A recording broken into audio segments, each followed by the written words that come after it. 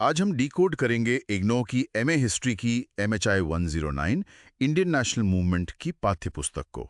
और हमारे सामने सवाल सिर्फ एक है। एक आंदोलन जो कुछ पढ़े लिखे लोगों की याचिकाओं से शुरू हुआ, वो दुनिया के सबसे बड़े साम्राज्य को घुटनों पर लाने वाली जन क्रांति में कैसे बदल गया। और इस पूरी कहानी में वो कौन सी दरारें थीं जो आजादी के साथ साथ बंटवारे का भयानक दर्द भी दे गईं। ये एक जबरदस्त सवाल है क्योंकि ये हमें सीधे कहानी के दिल में ले जाता है। और जवाब की शुरुआत होती है एक बहुत ही फंडामेंटल आइडिया से, राष्ट्र या अ नेशन।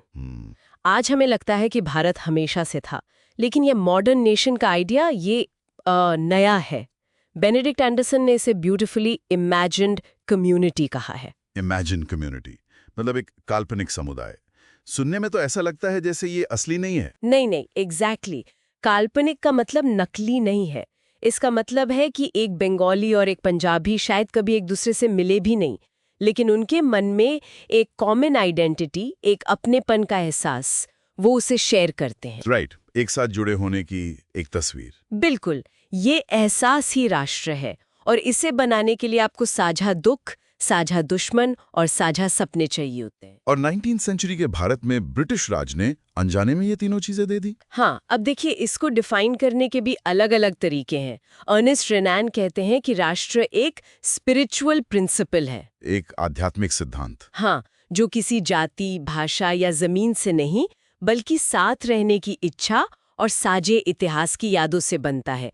ये एक डेली प्लेबिसाइट है, मतलब हर रोज होने वाला जनमत संग्रह। इंटरेस्टिंग।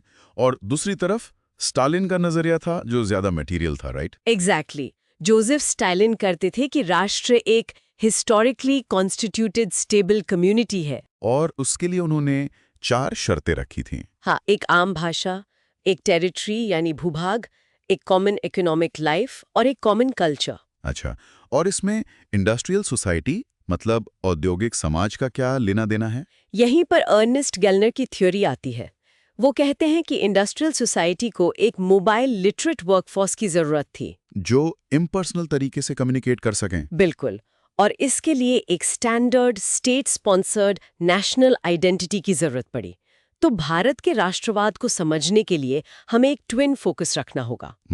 मतलब मॉडर्निटी और इंडस्ट्रियलिज्म जैसी ग्लोबल फोर्सेस और भारत की अपनी स्पेसिफिक हिस्टोरिकल कंडीशंस दोनों पर।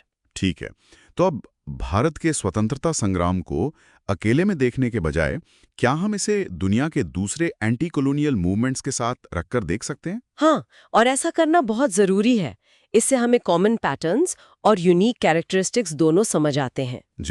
जैसे कॉलोनियल पावर की पॉलिसी बहुत मायने रखती थी। भारत में ब्रिटिश ने रिप्रेजेंटेटिव बॉडीज बनने दी, जिससे मॉडरेट कॉन्स्टिट्यूशनल पॉलिटिक्स को जगह मिली। अच्छा। वहीं वियतनाम में फ्रेंच ने ऐसा कोई चैनल नहीं दिया, तो वहां का संघर्ष ज्यादा रैडिकल और मिलिटेंट हो गया। और बाहरी दुनिया का क्या असर पड़ा, जैसे सेकेंड वर्ल्ड वॉर का? बहुत गहरा।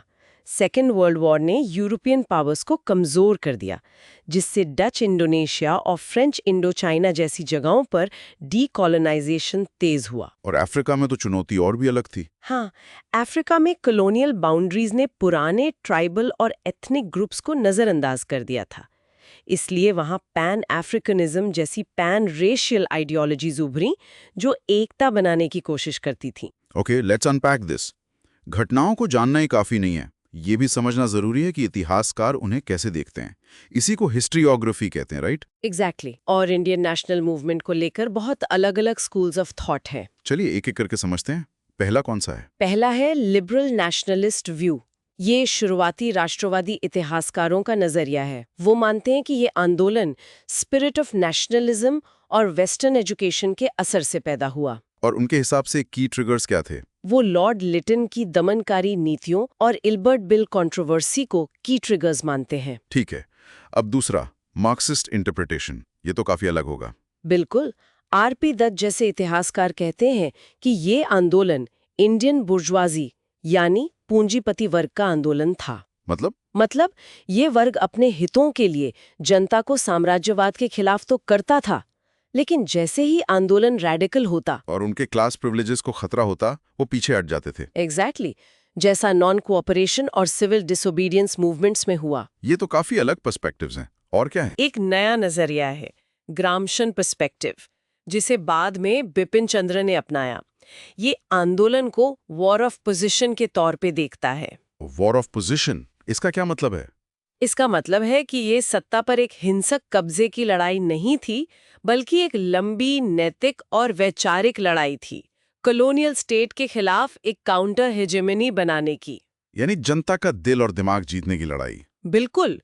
फिर आती है द कैम्ब्रिज स्कूल, जो बहुत स्केप्टिकल है। हाँ, अनिल सील जैसे इतिहासकार। हाँ, वो कहते हैं कि कोई एक इंडियन नेशनलिज्म था ही नहीं, ये तो लोकल एलीट्स के बीच कॉलोनियल रिजीम द्वारा दी जाने वाली पोस्ट्स, रिसोर्सेज और पेट्रोनेज के लिए कंपटीशन था। और राष्ट्रवाद का नारा बस एक मुखौटा था। उनके मुताबिक हाँ, बस समर्थन जुटाने का एक तरीका ये तो सुनने में बहुत कठोर लगता है। और इसीलिए आखिर में सबल्टन स्टडीज आती हैं। ये इन सभी इलीट फोकस्ड हिस्ट्रीज की आलोचना है। ये आम लोगों पर फोकस करती है। हाँ, किसान, आदिवासी, गरीब, इनकी पॉलिटिक्स के ऑटोनमस डोमेन पर फोकस करता है। इनकी राजनीति स्पॉन्टेनियस और ज्यादा हिंसक थी, और ये एलीट नेशनलिज्म से अलग थी। वाओ, मतलब एक कहानी के अंदर कितनी कहानियां हैं। बिल्कुल। चले, इन सभी थियरीज के बाद अब हम आते हैं 1857 के विद्रोह पर। ये सिर्फ एक सिपाही विद्रोह तो नहीं था, है ना? बिल्कुल नहीं, ये एक सिपाही विद्रोह से कहीं ज्यादा था। ये एक वाइड स्प्रेड अपराइजिंग थी, जिसने ब्रिटिश रूल की नींव हिला दी थी। इसका इमीडिएट ट्रिगर तो वो चर्बी वाले कारतूस थे, लेकिन उसके पीछे ब्रिटिश रूल के एलियन कैरेक्टर और रेशियल डिस्क्रिमिनेशन के खिलाफ गहरा गुस्सा था। और इसके नतीजे क्या हुए? What were the consequences? बहुत दूरगामी। पहला, ईस्ट इंडिया कंपनी का राज खत्म हुआ और एक्ट ऑफ 1858 के तहत भारत सीधे ब्रिटिश क्राउन के अधीन आ गया। दूसरा, रियासतों को हड़पने की पॉलिसी छोड़ दी गई। हाँ, अब राजाओं को एम्पायर के लॉयल प्रॉप्स की तरह इस्तेमाल किया जाने लगा। और सबसे खतरनाक, डिवाइड एंड रूल। हाँ, डिवाइड एंड रूल को एक सोची समझी स्टेट पॉलिसी बना दिया गया। आर्मी में मार्शल रेसेस का कॉन्सेप्ट लाया गया और रेजिमेंट्स को जाति, समुदाय और क्षेत्र के आधार पर बनाया गया, ताकि भारतीय भावना न पनप सके। तो 1857 के बाद क्या बदला? राजनीति कैसे संगठित हुई? यहाँ एक इंटेलेक्चुअल अवेकनिंग हुई। वेस्टर्न एजुकेशन ने एक ऐसा वर्ग तैयार किया जो लिबरल और डेमोक्रेटिक आइडियाज से लेस था और कॉलोनियल रूल का आलोचक बन गया। और इसमें प्रेस की भूमिका बहुत अहम। वर्नाक्युलर प्रेस यानी देसी भाषाओं के अखबारों ने पब्लिक ओपिनियन बनाने और नेशनलिस्ट आइडियाज फैलाने में अहम भूमिका निभाई। और ब्रिटिश सरकार की प्रतिक्रिया क्या थी? उनकी दमनकारी नीतियों ने इस आग में घी का काम किया। लॉर्ड लिट्टन का वर्नाक्युलर प्रेस एक्ट 1878 और आर्म्स एक्ट, और फिर इल्बर्ट बिल कंट्रोवर्सी, हाँ, जिसने ब्रिटिश नस्लवाद को बेनकाब कर दिया। इन सब ने मिलकर पॉलिटिकल मोबिलाइजेशन को मजबूत किया, जिसका नतीजा था 1885 यानी 1885 में इंडियन नेशनल कांग्रेस का गठन। तो राजनीतिक चेतना के साथ साथ क्या आर्थिक मोर्चे पर भी कोई लड़ाई चल रही थी? हाँ, और ये एक बहुत शक्तिशाली क्रिटिक थी।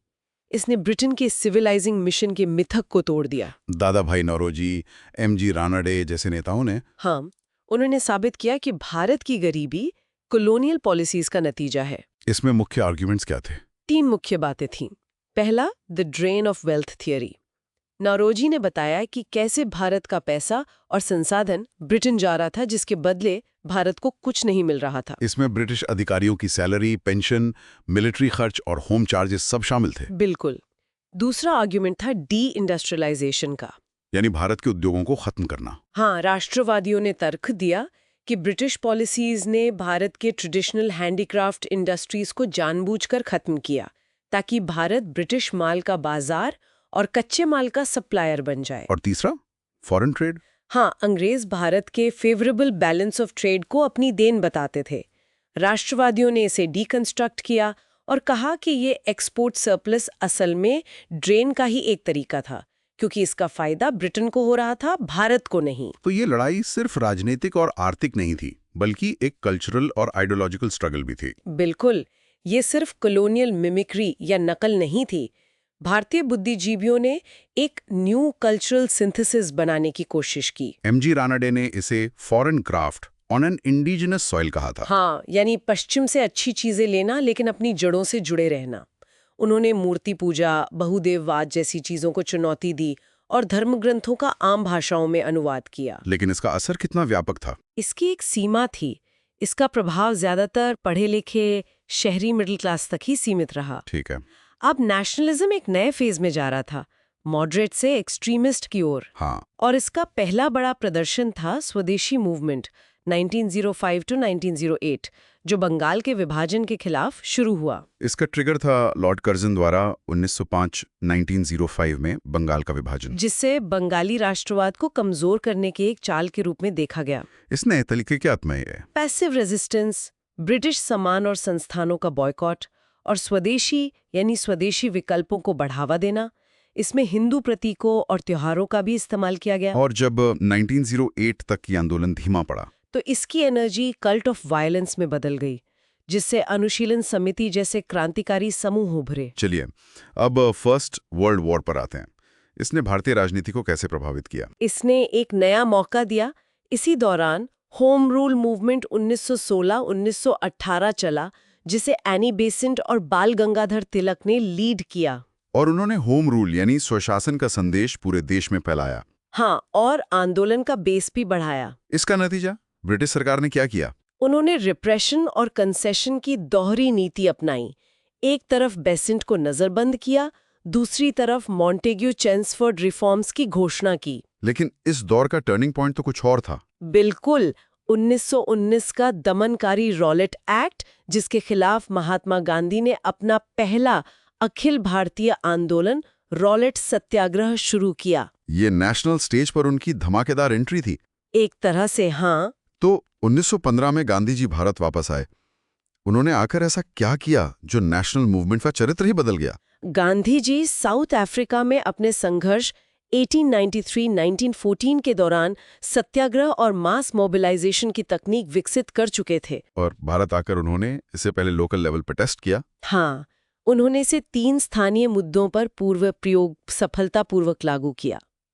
चंपारण सत्याग्रह 1917 बिहार में नील किसानों के लिए, खेड़ा सत्याग्रह 1918 गुजरात में किसानों के लिए, और अहमदाबाद मिल स्ट्राइक 1918 कपड़ा मिल मजदूरों के लिए। इन सफलताओं ने उन्हें जनता के नेता के रूप में स्थापित कर दिया और सत्याग्रह की ताकत को दिखाया। और फिर आया गांधी जी के नेतृत्व में पहला बड़ा मास मूवमेंट, खिलाफत और नॉन कॉपरेशन।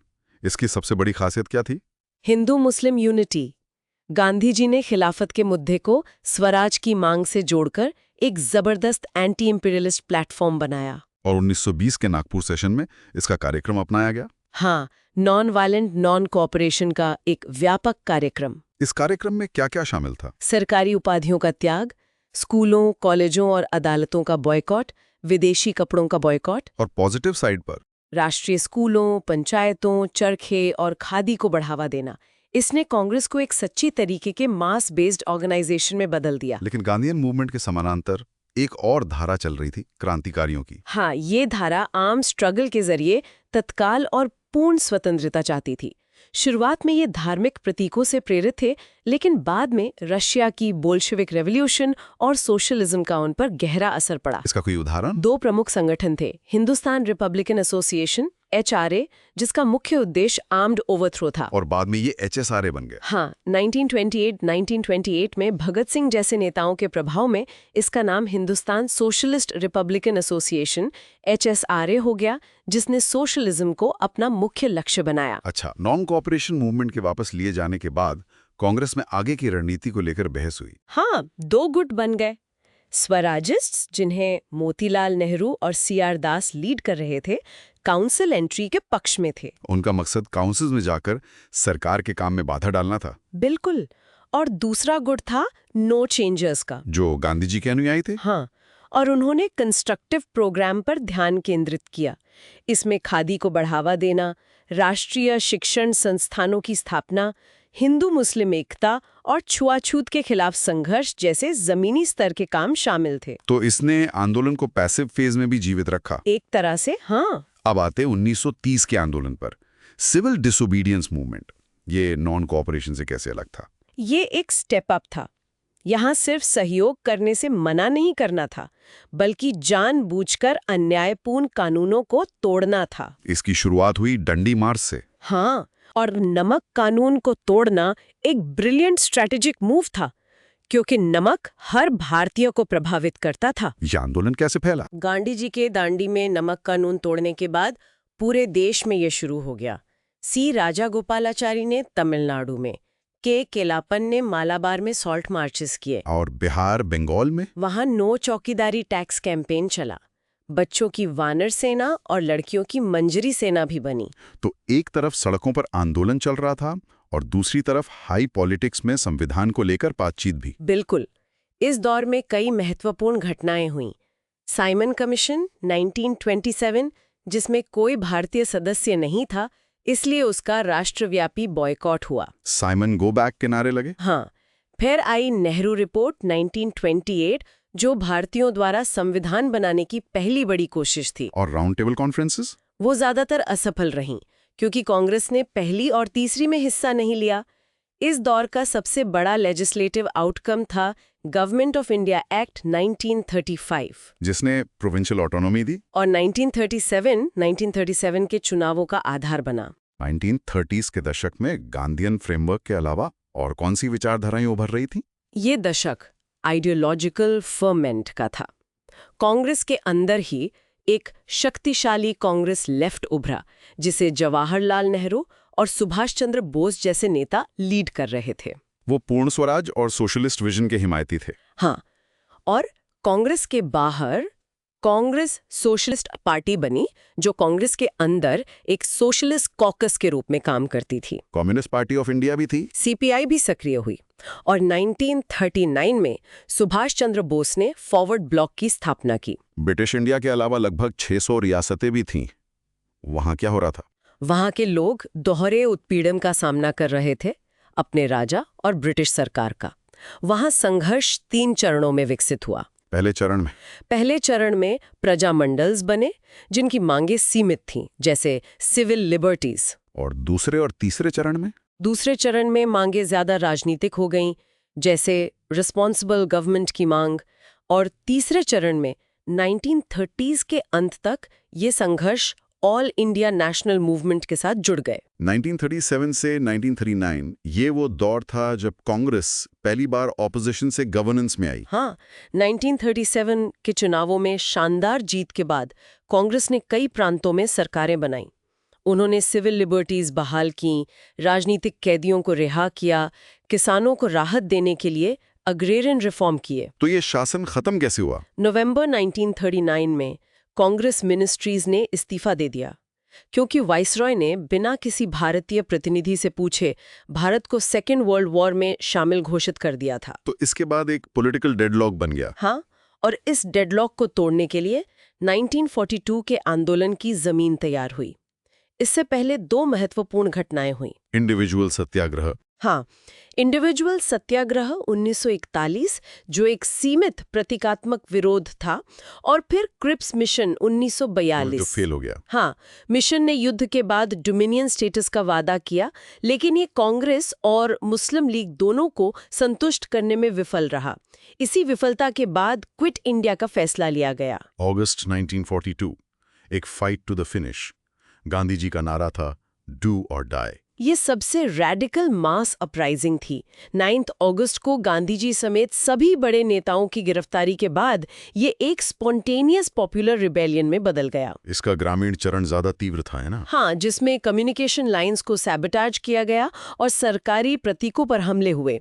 और इसकी एक और खास बात थी पैरेलल गवर्नमेंट्स का बनना। जातीय सरकार। हाँ, मेदिनीपुर बंगाल और सातारा महाराष्ट्र में जातीय सरकारें यानी समानांतर सरकारें स्थापित की गई। जब भारत के अंदर ये सब हो रहा था, सुभाष चंद्र बोस बाहर से आजादी की कोशिश कर रहे थे। बिल्कुल। उन्होंने एक्सिस पावर्स की मदद से भारत को आजाद कराने के लिए इंडियन नेशनल आर्मी यानी आईएनए का गठन किया। 1943 में सिंगापुर में उन्होंने provisional government of free India की स्थापना की और चलो दिल्ली का नारा दिया। आईएनए का मिलिट्री कैंपेन तो असफल रहा, लेकिन इसका असर क्या हुआ? इसका सबसे बड़ा असर युद्ध के बाद हुआ। जब ब्रिटिश ने रेड फोर्ट में आईएनए अधिकारियों पर मुकदमा चलाया, तो पूरे देश में पेट्रियाटिक फर्वर की लहर दौड़ गई। और इसने इंडियन आर्म्ड फोर्सेस की लॉयल्टी को हिला दिया। बुरी तरह से। और अंग्रेजों को समझ आ गया कि अब भारत पर राज करना मुमकिन नहीं है। तो वॉर के बाद का माहौल पूरी तरह से चार्ज अप था। हाँ, एक जबरदस्त एंटी इंपीरियलिस्ट स्पिरिट थी। 1945-46 के चुनाव अभियान क्विट इंडिया के दमन और INA ट्रायल्स के भावनात्मक मुद्दों पर लड़े गए। और सबसे नाटकीय घटना फरवरी 1946 में बॉम्बे में royal Indian navy RIN mutiny.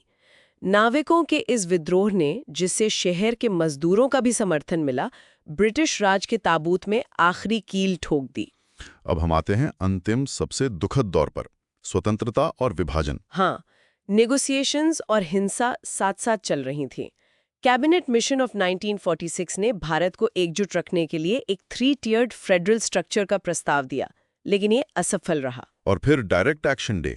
16 अगस्त 1946 को लीग के डायरेक्ट एक्शन डे के कॉल ने भयानक सांप्रदायिक दंगों को जन्म दिया, जो कलकत्ता से शुरू होकर पूरे देश में फैल गए।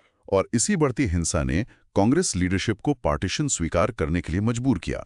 उन्हें लगा कि एक विभाजित लेकिन मजबूत भारत एक कमजोर और संघर्षरत एकजुट भारत से बेहतर है। अब जरा देखते हैं कि इस आंदोलन का समाज के अलग अलग वर्गों से क्या रिश्ता था। किसानों की क्या भूमिका थी? भारत एक कृषि प्रधान देश था, इसलिए किसानों की भागीदारी के बिना कोई भी आंदोलन सफल नहीं हो सकता था। गांधी जी ने चंपारण और खेड़ा में उन्हें राष्ट्रीय मुख्य धारा में लाने में महत्वपूर्ण भूमिका निभाई। लेकिन कांग्रेस और किसानों के रिश्ते में एक दुविधा भी थी। हाँ, कांग्रेस ने कॉलोनियल स्टेट के खिलाफ किसानों को मोबिलाइज किया, लेकिन भारतीय जमींदारों को नाराज करने से बची ताकि एक ऑल क्लास यूनिटी बनी रहे। और मजदूर वर्ग, वर्किंग क्लास? जनसंख्या में कम होने के बावजूद इंडस्ट्रियल वर्किंग क्लास की राजनीतिक अहमियत बहुत थी, लेकिन कांग्रेस का उनके प्रति रवैया इनकंसिस्टेंट था। क्यों? क्योंकि कांग्रेस में बड़े भारतीय उद्योगपति भी शामिल थे, इसलिए वो मिलिटेंट वर्कर स्ट्रगल्स का खुलकर समर्थन करने से हिचकिचाती थीं। तो फिर पूंजीपति वर्ग का आंदोलन से कैसा रिश्ता था? ये एक स्ट्रेटेजिक सपोर्ट का रिश्ता था। उन्होंने आंदोलन को फाइनेंशियल सपोर्ट दिया, लेकिन उसे अपने हितों के लिए सेफ बाउंड्स में रखने की कोशिश की। और ट्रेडिशनल एलीट यानी जमींदार? उनके हित कॉलोनियल स्टेट से जुड़े थे, इसलिए कांग्रेस का इनके साथ रिश्ता विरोधाभासी था। 1930s में जब एंटी लैंडलॉर्ड पेजेंट मूवमेंट्स बढ़े, तो कांग्रेस पर एक radical pro peasant agrarian programme अपनाने का दबाव बढ़ा। इस आंदोलन ने महिलाओं को घर की चार दीवारी से बाहर निकालकर पब्लिक लाइफ में लाने में एक क्रांतिकारी भूमिका निभाई। हाँ, इसकी शुरुआत स्वदेशी मूवमेंट से हुई, लेकिन असली मास मोबिलाइजेशन गांधीयन फेज में हुआ। सिविल डिसोबीडियंस मूवमेंट में हजारों महिलाएं जुलूसों का नेतृत्व करने और जेल जाने के लिए निकली। और क्विट इंडिया मूवमेंट में जब पुरुष नेता जेल में थे, तो अरुणा आसफ अली और सुचेता कृपलानी जैसी महिलाओं ने अंडरग्राउंड मूवमेंट को संभाला। जाति का सवाल नेशनल मूवमेंट के लिए एक बहुत बड़ी चुनौती थी। दलितों के लिए ये लड़ाई कैसी थी? दलितों के लिए आज़ादी की लड़ाई दोहरी थी, ब्रिटिश राज से और सदियों पुरानी सामाजिक उत्पीड़न की व्यवस्था से। लेकिन इस पे कॉन्फ्लिक्ट भी था, जैसे कम्युनल अवार्ड को लेकर गांधी और डॉक्टर अम्बेडकर के बीच। हाँ, 1932 के कम्युनल अवार्ड ने दलितों को सेपरेट इलेक्टोरेट्स दिए। गांधी जी ने इसके खिलाफ फास्ट अनटू डेथ किया। वो इसे हिंदू समाज को बांटने की एक चाल मानते थे। हाँ, इसके बाद पूना पैक्ट हुआ, जिसमें रिजर्व्ड सीट्स का सिस्टम लाया गया। लेकिन डॉक्टर BR अम्बेडकर का मानना था कि राजनीतिक आज़ादी से पहले जाति का विनाश जरूरी है। और धार्मिक अल्पसंख्यकों, खासकर मुस्लिम समुदाय के साथ आंदोलन का रिश्ता कैसा रहा? ये सबसे जटिल और दुखद चुनौती थी। लखनऊ पैक्ट 1916 और खिलाफत मूवमेंट 1920-22 हिंदू मुस्लिम एकता के हाई पॉइंट्स थे। लेकिन ये एकता नाजुक थी। हाँ, 1928 की नेहरू रिपोर्ट पर आम सहमति न बन पाना एक बड़ा डाइवर्जेंस पॉइंट था, जिससे मुस्लिम लीग और कांग्रेस के बीच अविश्वास बढ़ा। और यही राजनीतिक अलगाव आगे चलकर पाकिस्तान की मांग का कारण बना। ये पूरा आंदोलन सिर्फ स्पॉन्टेनियस नहीं था, इसके पीछे एक सोची समझी स्ट्रैटेजी थी। हाँ, और ये स्ट्रैटेजी गांधी जी ने विकसित की थी। इसे ग्राम्शियन वॉर ऑफ पोजीशन या स्ट्रगल ट्रू स्ट्रगल STS कहा जा सकता है। STS ये क्या है? इसमें एक्टिव मास मूवमेंट यानी स्ट्रगल फेज और ग्रास रूट्स लेवल पर कंस्ट्रक्टिव वर्क यानी ट्रूस फेज के दौर बारी बारी से चलते थे, ताकि आंदोलन को अपनी ताकत फिर से जुटाने का मौका मिल सके। एग्जैक्टली। कम्युनलिज्म यानी सांप्रदायिकता वो चुनौती थी जिससे आंदोलन आखिर में पार नहीं पा सका। इसकी जड़ें 19th सेंचुरी में थी, जब हिंदू और मुस्लिम जैसी पैन इंडियन रिलीजियस कम्युनिटीज बनी। राष्ट्रवादियों का रिस्पॉन्स इनकंसिस्टेंट था। नेहरू का इस पर क्या विचार था? नेहरू ने इसे एक मिडिल क्लास फिनोमिनन माना, जिसकी जड़ें कॉलोनियल रूल के तहत नौकरियों और संसाधनों के लिए कंपटीशन में थीं।